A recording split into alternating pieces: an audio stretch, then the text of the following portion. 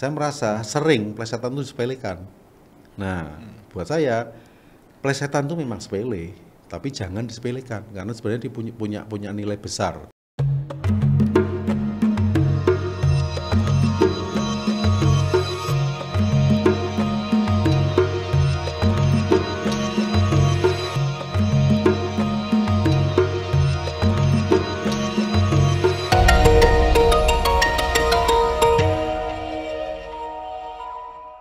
Kota Seni Kita. Ya, kita berada di acara Kota Seni Kita dengan narasumber yang sudah sangat populer di Jogja dan di seantero ASEAN ya. ASEAN.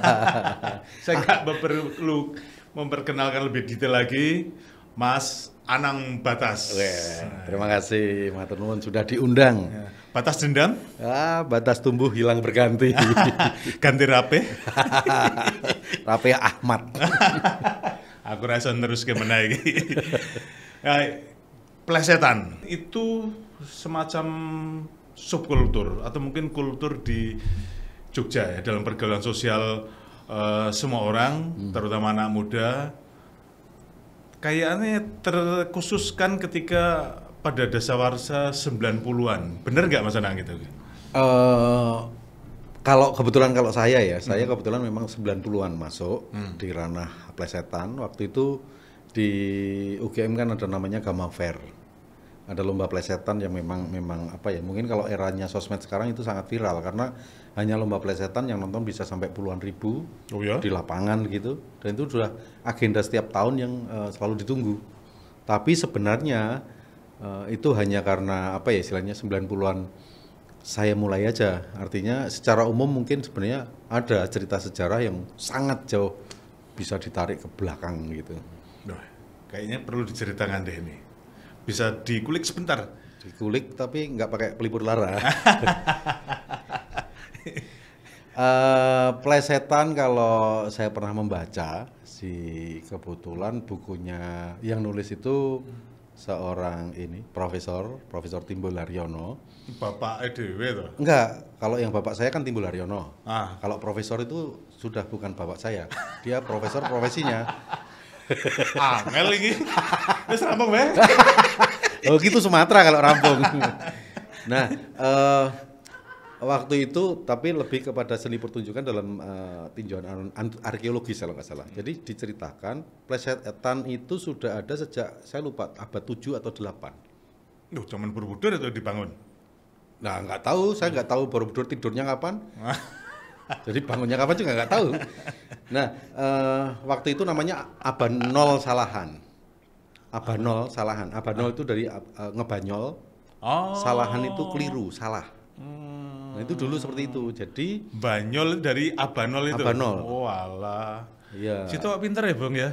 Kadang situ, kadang Minggu juga. Anak profesor ya, jiger. Tapi nggak pakai Intel, Intel profesor. Nah, waktu itu semacam gini ya. Mungkin kayak sekarang itu abdi dalam oceh-ocehan gitu ya. Itu pelaku plesetan itu yang dibiayai oleh rajanya di kerajaan-kerajaan kecil. Di Jawa Tengah, perbatasan Jawa Timur, yang dia memang tugasnya menghibur aja dengan plesetan itu. Tapi kebetulan nggak ada contoh plesetannya seperti apa, maksudnya nggak seperti sekarang. Ada sih tulisannya contoh seperti apa-apanya ada, tapi saya nggak bisa mencernanya gitu.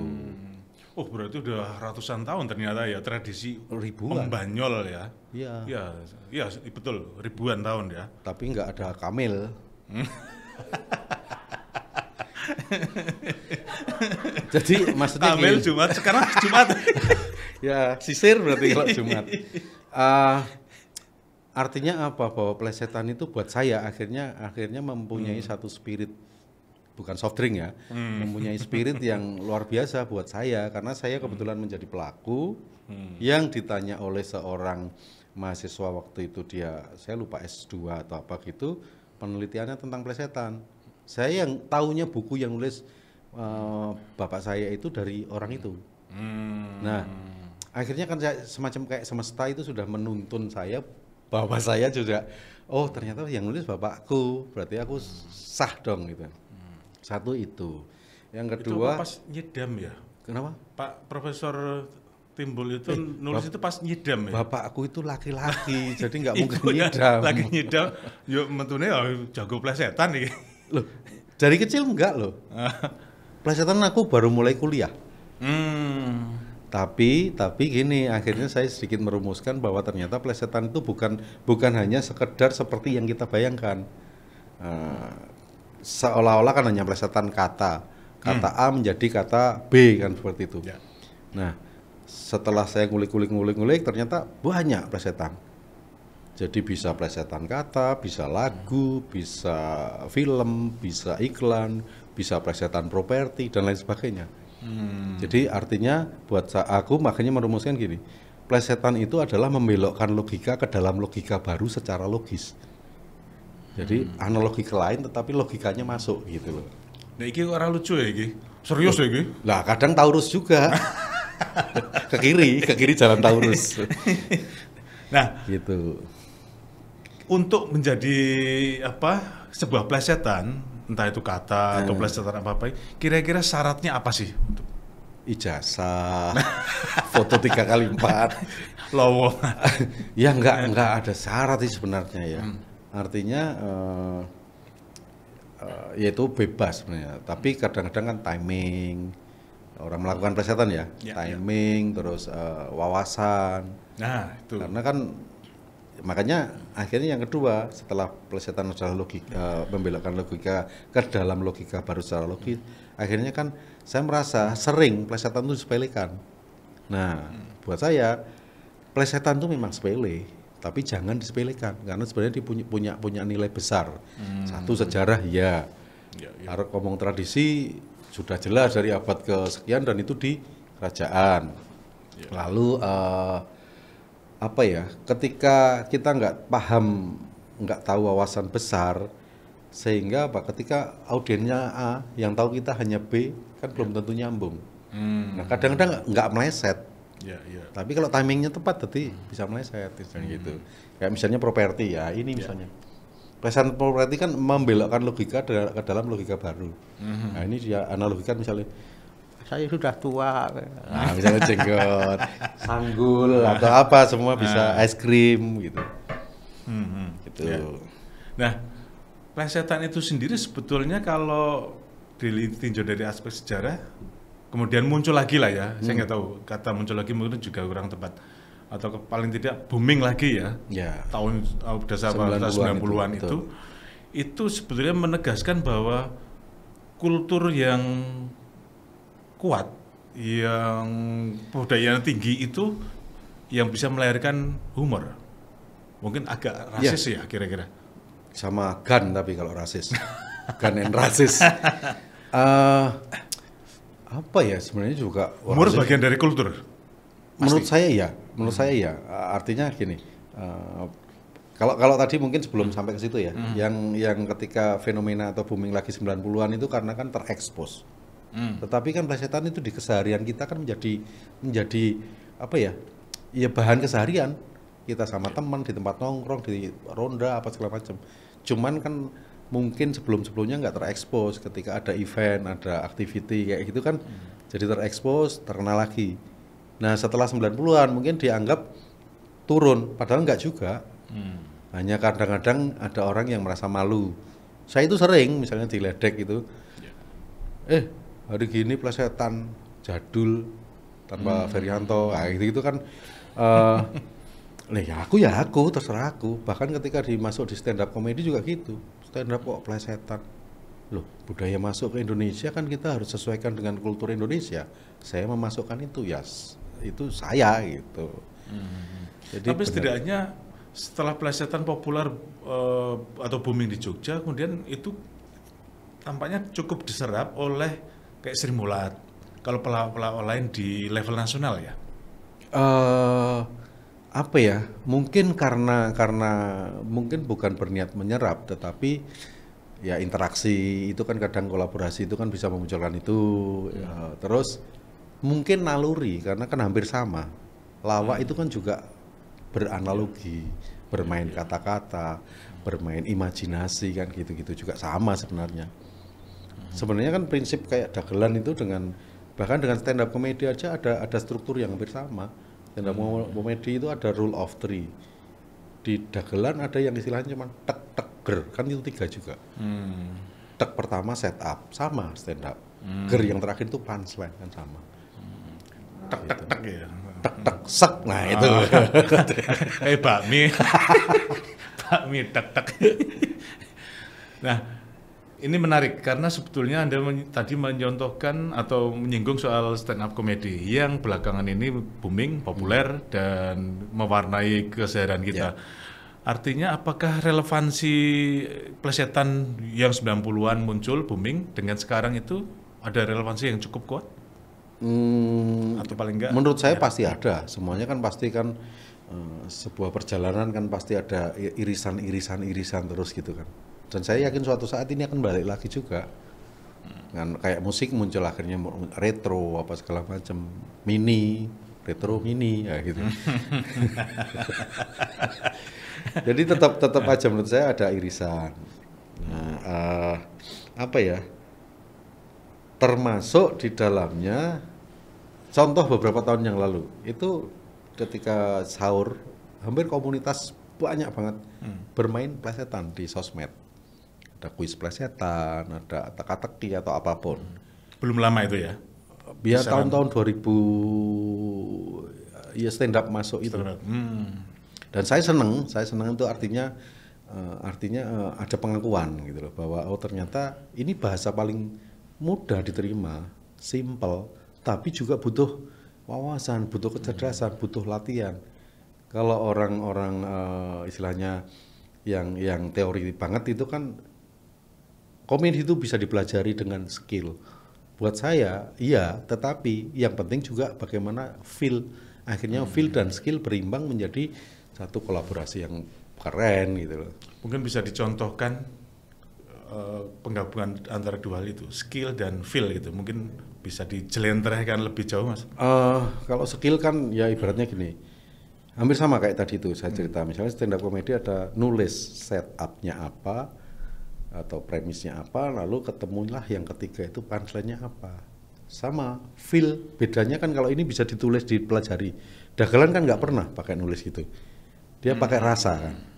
Sehingga ketika zaman almarhum Pak Basyo itu kan kita nggak nonton loh. Kita hanya mendengar suara, tetapi kita bisa berimajinasi seolah-olah melihat langsung ketika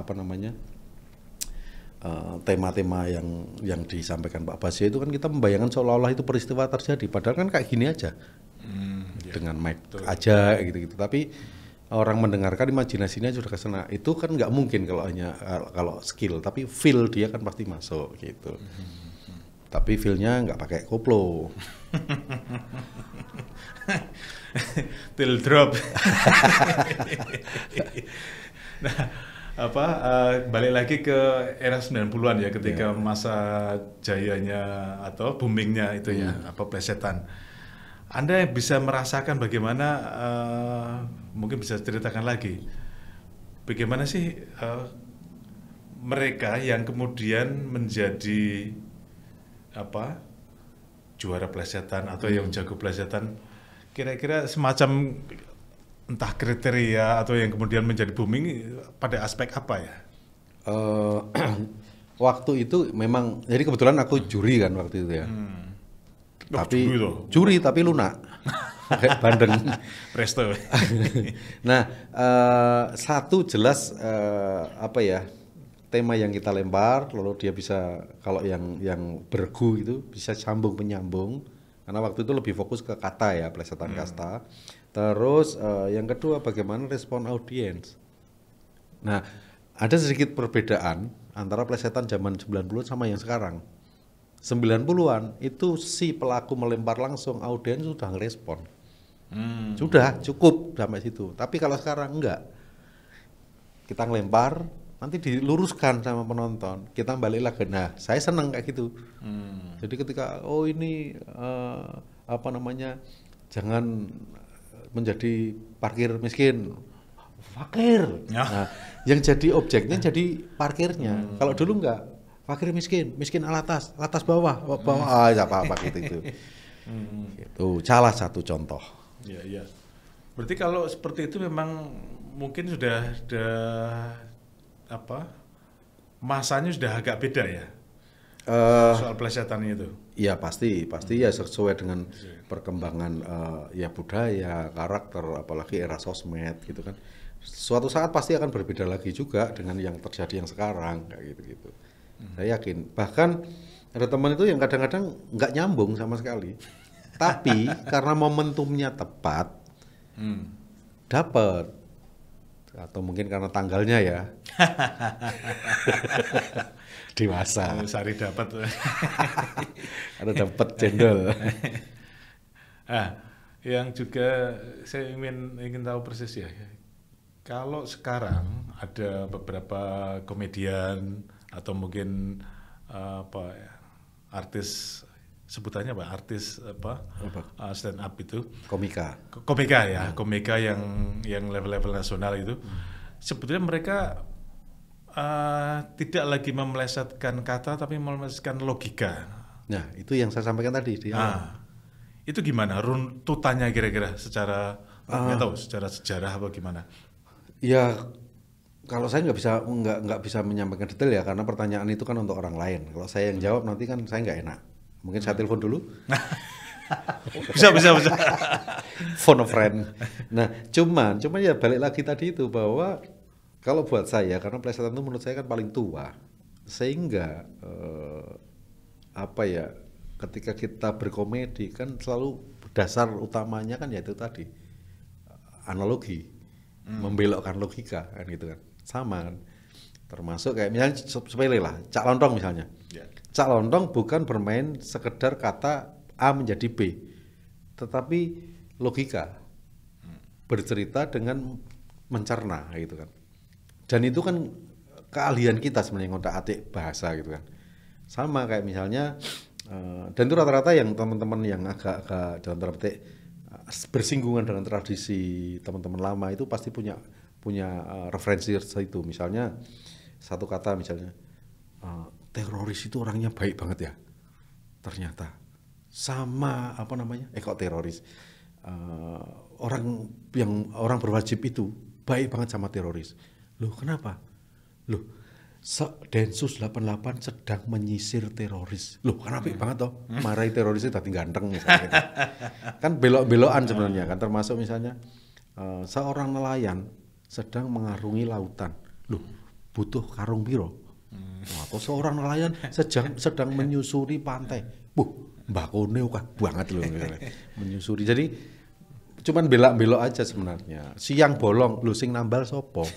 Malam larut, lu sing ngaduk sopo. Gitu.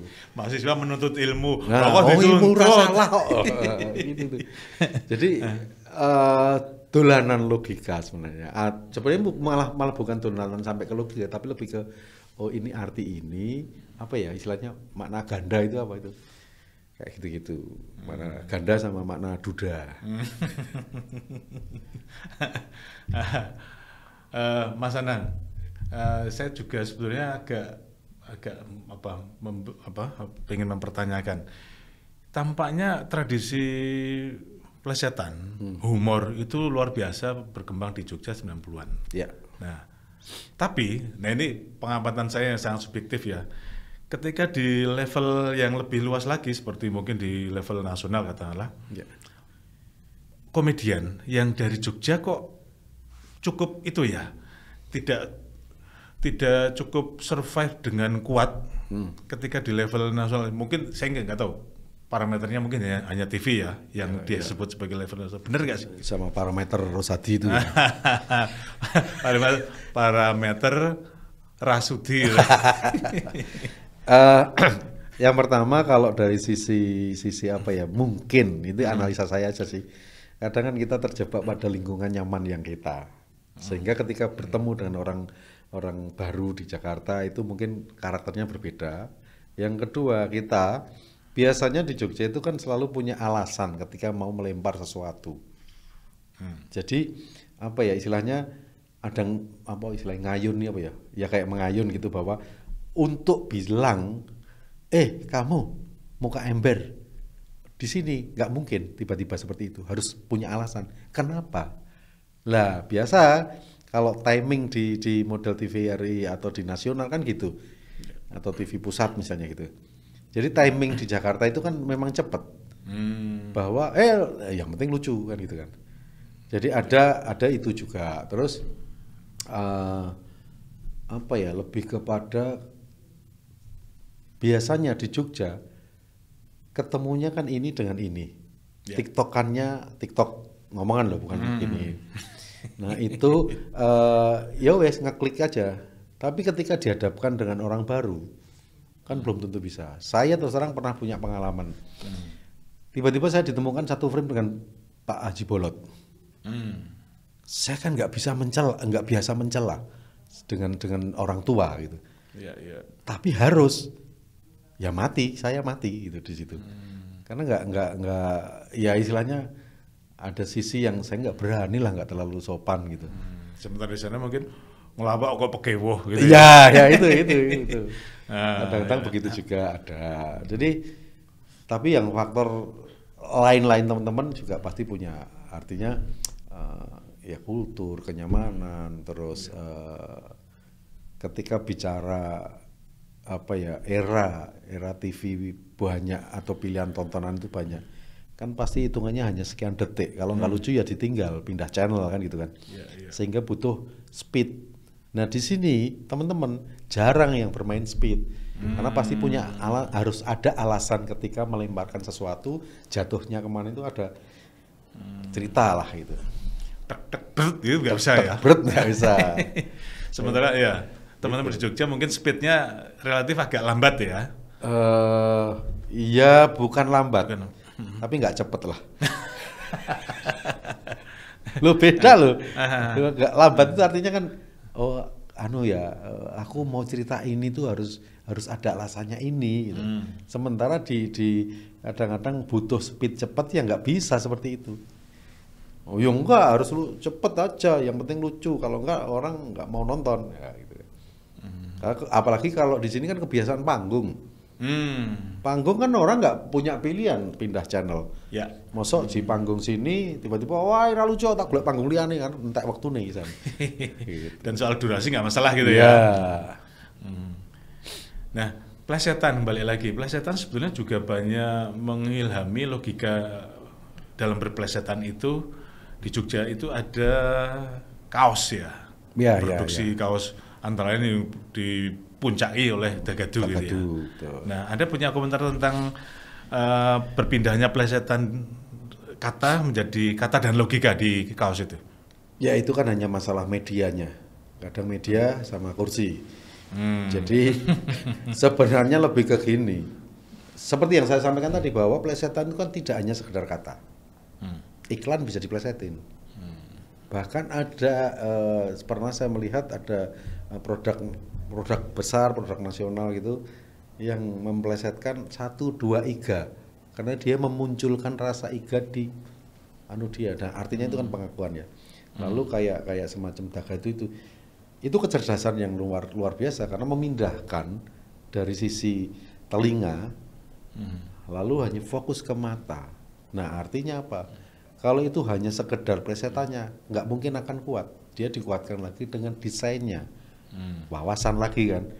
Untuk mendesain plesetan A, berarti dia harus ada ya mungkin semacam sadar atau tidak ada riset tersendiri kan gitu. Seperti itu. Jadi hanya masalah medianya.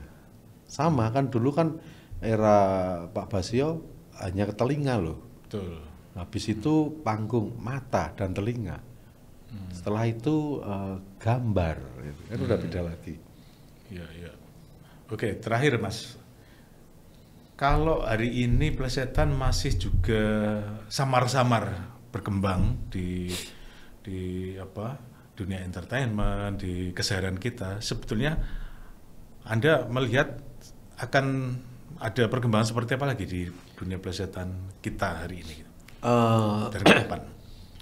Apa ya, sebenarnya kan kita itu sama dengan kesenian yang lain sebenarnya menurut saya, itu tanggung jawab kita bersama. Salah satu contoh perjalanan plesetan dulu itu kan plesetan itu ibaratnya itu kan satu ikon kuat untuk Jogja terutama. Nah, kita nggak pernah loh punya rasa itu. Artinya ketika ini akhirnya sudah menasional, teman-teman yang kota-kota lain memakai itu, identitas Jogja kan mulai hilang. Artinya lagi apa bahwa saya selalu sering mendorong bahwa ayo kita bikin bahwa ini plesetan itu adalah kekayaan kita. Ya baik itu ke pemerintah, ke apa, tapi kan nggak pernah. Selalu misalnya ya, ketoprak, wayang, nggak apa-apa, tetapi plesetan karena mungkin nggak dianggap itu nggak hanya sepele, nggak ada apa ya istilahnya, kalau tokoh ketoprak kan ada, tokoh plesetan nggak ada. Dan buku saja saya nemu cuma satu, itu pun hanya sepenggal. Padahal ada teman-teman yang sudah bikin bahkan skripsinya juga plesetan. Lucy Laksita itu skripsinya tentang plesetan.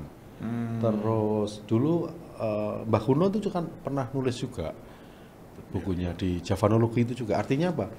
Bahwa ini dari sisi akademis juga ada, dari sisi sejarah tradisi ada, alasan-alasan itu sudah ada semua. Cuman mungkin tidak dianggap sesuatu yang bahwa apa ya? Tidak perlu diwahkan. Padahal menurut saya harusnya, ini sudah menasional loh, orang lain sudah tahu loh, bahwa kita kembalikan, bukan kembalikan, tetapi lebih ke kita tunjukkan bahwa ini kekayaan aslinya itu dari sini dulu. Kan nggak pernah ada, jarang. Atau itu mungkin sudah merasuk dalam keseharian kita, jadi kita kadang abai. Bisa juga, bisa juga abai, bisa juga ya itu tadi. Ya mungkin kayak Mas Gus misalnya, dunia seni rupa. Di Jogja kan hampir setiap hari pameran itu ada, mau kecil apa besar. Ya. Tapi karena itu keseharian, yang terekspos ya yang punya kekuatan besar. Nah, kemudian sama kayak plesetan mungkin dianggap karena alah aku lak yo gojek seharian iso ngopo ndadeki. Tapi kan kita butuh branding sebenarnya. Butuh branding sampai jagung bakar kan gitu. Oke, ini waktu nggak bisa panjang lagi ya. Plesetannya tampaknya udah kita cukupkan sampai sini bersama maestro loh. Maestro plesetan Mas Anang Batas. Kita akan ketemu lagi di kesempatan yang lain, mungkin bisa waktunya lebih panjang lagi, plesetannya bisa sampai terjerembab ya. Terjerembab. Mungkin satu lagi karena pernah saya bikin konten di YouTube saya tentang sejarah plesetan itu. Tapi memang asal-asalan. Nah, waktu itu ada Pak Marwoto, Buyati Pesek, dan Pak Kusingarso itu justru menyarankan untuk kita bikin serius. Artinya serius itu ya disiapkan, yang dagelan ya dagelan ada, obrolannya ada, tapi dari sisi keahlian atau akademis ada gitu. Nah, itu kan menurut saya pintu, karena concern orang-orang senior aja ada. Gitu. Gitu. Wah, oke, makasih. Ternyata ini menjadi sangat serius dan tampaknya harus disambung lagi dengan pembicaraan yang temanya sama, tapi dengan lebih serius lagi. Mas Anang saya kira sudah siap untuk itu ya. Mudah-mudahan. Ya, karena kan kita duduk. Kalau saya sudah siap ya saya upacara. Oke. Terima kasih. Sampai ketemu lagi dan terima kasih Mas Anang. Terima kasih Mas Tudun, Mas Gus.